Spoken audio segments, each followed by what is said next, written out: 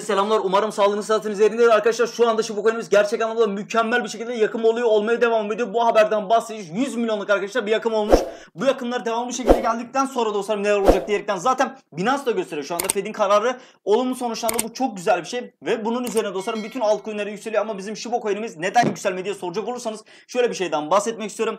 Buralar ciddi anlamda önemli. Daha önceki dönemlere baktığımız gibi Birey diye bizim arkadaşlar şahsımız vardı. Milyarder. Amerika'nın eski milletvekillerinden biriydi bu adam ve 32 bandının ne kadar önemli olduğunu vura vura bastıra bastıra söylüyordu. Ve ben dostlarım şu anda 32 bandımızda olduğumuz için bunlardan detaylı şimdi bahsedeceğim. Binance'da da zaten yakımının, hacmin mükemmel bir şekilde olduğunu ve favorilerde hatta en çok popülerlikte en üst sırada olduğumuzu görebiliriz. Ama benim şu anda dostlarım bahsettiğim mekanizmalar, bahsettiğim olaylar apayrı bir şekilde ve bunlar doğrultusunda gerçekten de artık ne kadar yükseleceğiz, ne kadar da düşecek. Bunlar dostlarım gerçek anlamda biz ne yapalım, ne yapmalımız soruların cevapları aslında birebir. Şimdi grafiğimize bakacağız. Direnç bandımızın gerçekten de yakındayız. Bu çok güzel bir şey.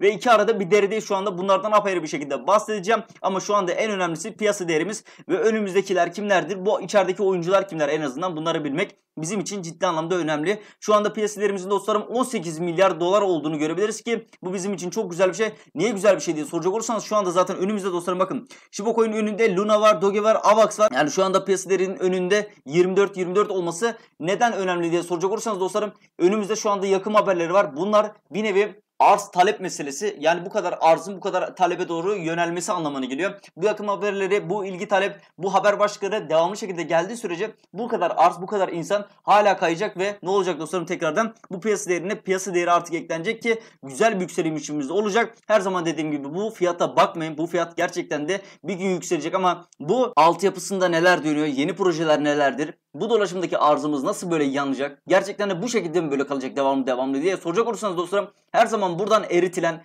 ve buraya bir şekilde böyle eklenen bir Shiba Coin'imiz var. Yani bu aslında güzel mi değil mi diye soracak olursanız şu anda bakın buralar inanılmaz şekilde önemli. Şimdi bu piyasa değerini ve bu dolaşımdaki arzın böyle olmasında bile en azından buranın 70 olması gerekiyor. O yüzden şunlara bahsetmek istiyorum aslında. CMC'ye bir dilekçe gönderildi ve bu hatanın düzeltmesi adına dostlarım dilekçe gönderildi. Dilekçe onaylandığı zaman burada farklı bir boyut, farklı bir fiyatı görebilme şansımız çok yüksek. Ama şu anda fiyatından bahsetmek istiyorum. Çünkü grafiğe baktığımız zaman burada dediğim gibi üçgen formasyonu vardı ve bu üçgen formasyonundan sonra sıkışıp dostlarım ne olmuştu? Devamlı şekilde yükselmişti. Bizim zaten en önemlisi şu anda dostlarım bakın.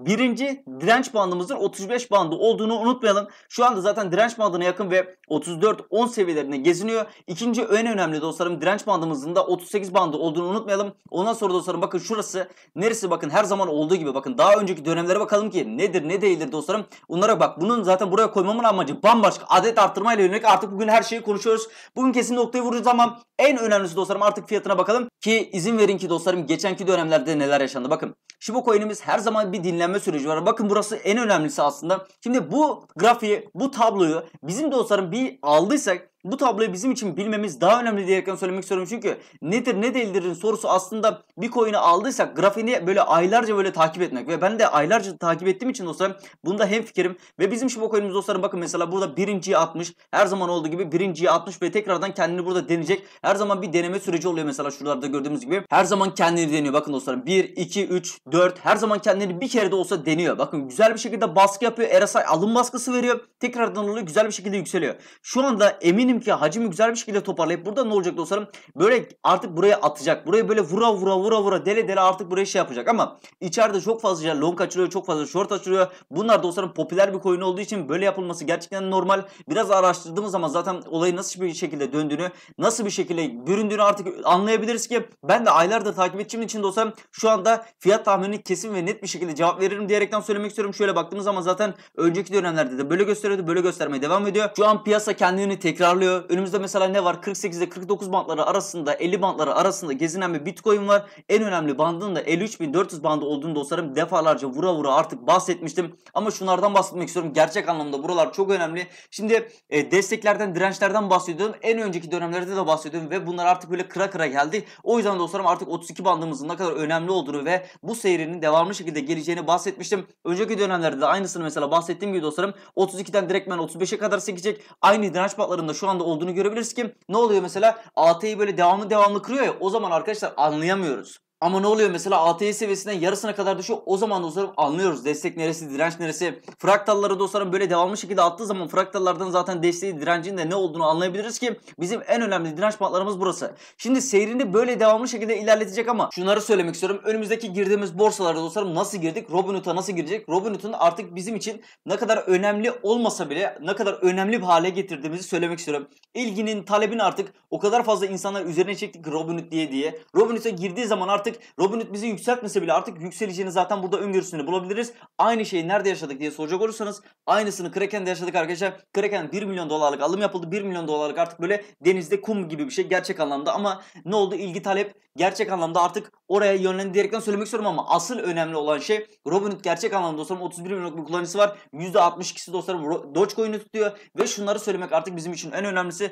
Robinhood'a gerçekten girecek mi girmeyecek mi? Tamam bu kadar şeyler olumlu konuşuyoruz ama gerçek anlamda olumluluk payı var. Bu şekilde ilerleyecek zaten. Yok ilgi talep oraya çekilecek falan değil. Tamam o şekilde zaten ilerleyecek ama Robinhood'a girdiğimiz zaman da zaten alımlar fazla bir şekilde olacak. Neden diye soracak olursa milyonu kullanacağını dostlarım %70'i gerçek anlamda Shiba Coin'in listelenme haberini bekledi ve nakitte durmayı başardı. Başardı ve ne oldu ondan sonra? Kendi bünyesinde dostlarım Robinhood %70'lik bir zarar yaptı. Şöyle söylemek istiyorum neden 5000 bandından bahsettim diye soracak olursanız Coinbase burada Binance'da 5000 bandında listelediğini unutmayalım dostlarım. Ve daha çok borsa Kraken'de mesela 5000 bandında listeledi. Bunları biliyoruz, bunları bilmeye devam ediyoruz. 5000 bandına geldikten sonra tekrardan Robinhood mu listeleyecek diye soracak olursanız o bandlara geldiğimiz zaman zaten boğaları bir nevi kapılara böyle halları sermiş bulunmaktayız. Ve bunları bu şekilde böyle ilerletirsek ne olacak? Hacim oraya kadar güzel bir şekilde ilerleyecek. Ondan sonra güvenlikle zaten şu anda güvenlik güncellemeleriyle alakalı şu anda ilerliyoruz. Bu güvenlik güncellemeleri geldiği zaman ne olacak mesela? Tekrardan Robinhood'un mesela böyle herhangi bir borsadan da listeleme haberlerimiz gelecek. Tabii ki de gelecek ama bizim için burada önemlisi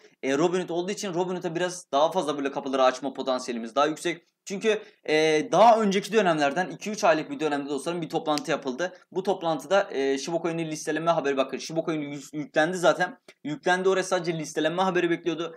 Yani bunun olması ve CEO'ları tarafından 4 trilyonluk Shiba Coin'in alınacağını ve yakın mekanizmalarıyla alakalı çok fazla işlemlerin konuşulmuştu daha önceki dönemlerden. Bakalım bu tekrardan böyle boğa piyasasına girdiğimiz zaman ne zaman gireceğiz diye soracak olursanız şöyle bir şey söylemek istiyorum. 53.400 bandının Bitcoin açısından altcoin'lere fazla destek verecek ama bundan en fazla etkilenen Shiba Coin olacağını hala basra basa söylüyorum. Binance'a baktığımız zaman zaten favorilerine en fazla eklenmeye de devam eden dostlarım artık böyle yakımının bir işaretini gördüğümüz bir şeyleri zaten gördük ve bu bizim için çok güzel bir şey ve önümüzde bir cuma var dostlarım. Cuma günleri Shiba Coin'in en fazla alım yapıldığı zaman dikkat ederseniz grafiğimizde daha önceki dönemlere bakarsanız en fazla cuma günleri alındığını defalarca şahit olabilirsiniz. Çünkü cuma günleri çok fazla Shiba Coin alıyor. Bakalım önümüzdeki günlerde neler olacak en azından grafik açısından bunları söylemek istiyorum. Fiyat tahmini için bunları söylemek istiyorum ama şimdi şunları söylemek istiyorum. Şimdi gelelim lise. Lisenin ne kadar önemli olduğunu dostlarım. Burada bastıra bastıra söylüyorum. Benim zaten 2.5 lisim olduğu zaman burası ne olmuş? 18 Ethereum'a dostlarım ben satmıştım. Şu anda 0.2 Ethereum olması bile yani insan bir düşünüyor tamam mı? Gerçekten ben bu lise stake yaptığım zaman bu 2 ayda yaptığım zaman fazlaca bir gelir elde ettiğimi ve fazlaca Shiba Coin'imin adetini arttığını görebiliriz ki insanların dostlarım şu anda bakın Lis'in şu anda 30 binlik bir kullanıcısı var. Bu çok güzel bir şey. Lis'i insanlar sürekli stake ediyor. Stake etmeye devam ediyor. Bone'yi de aynı şekilde. Ve ben şunları söylüyorum her zaman. Bu swap işlemini dostlarım stake yaptığımız zaman Lis'i şu döngü oluşuyor. Bakın 100 milyon adetiniz varsa direktmen 0.3 ya da 0.7 arasında bir size list veriyor. Bu listi dostlarım isterseniz 1 aylık isterseniz 2 aylık stake yapın. Ondan sonra direktmen bunu satıp direktmen Shiba Coin'i alabilirsiniz ve bu döngüyü tekrarladığınız zaman Shiba Coin'inizin adeti inanılmaz şekilde artıyor ve artmaya da devam ediyor.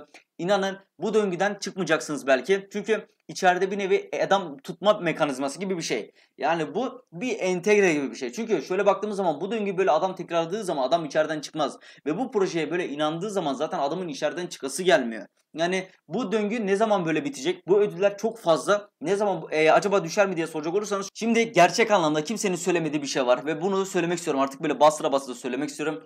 Burada bir Shibarium var. Ve Shibarium'da dostlarım yüksek gaz ücretleri minimuma değil. Düştüğü zaman sıfıra bile düşmeye imkanı çok yüksek. Ve ne olacak? Adamlar swap'a para aktaracak. Yüksek gaz ücretleri mesela çok fazla olduğu için insanlar girmiyor. Ama şimdi yığın yığın insanlar dolacak oraya. O zaman zaten bariz bir şekilde Shiba Coin yükselecek ama adetini artıramadığı zaman ne olacak o zaman?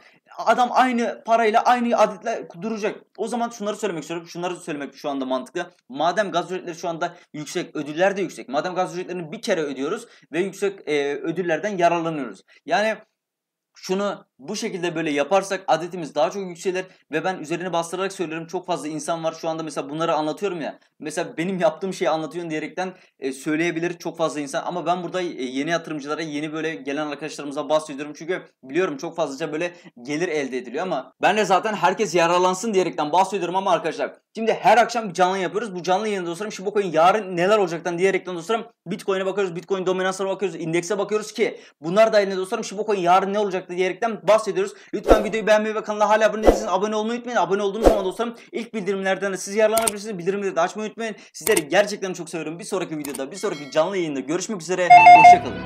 We are army. Yeah. Hey, it's sassy, sassy. She was good. I go roof, I'm a dog, that's a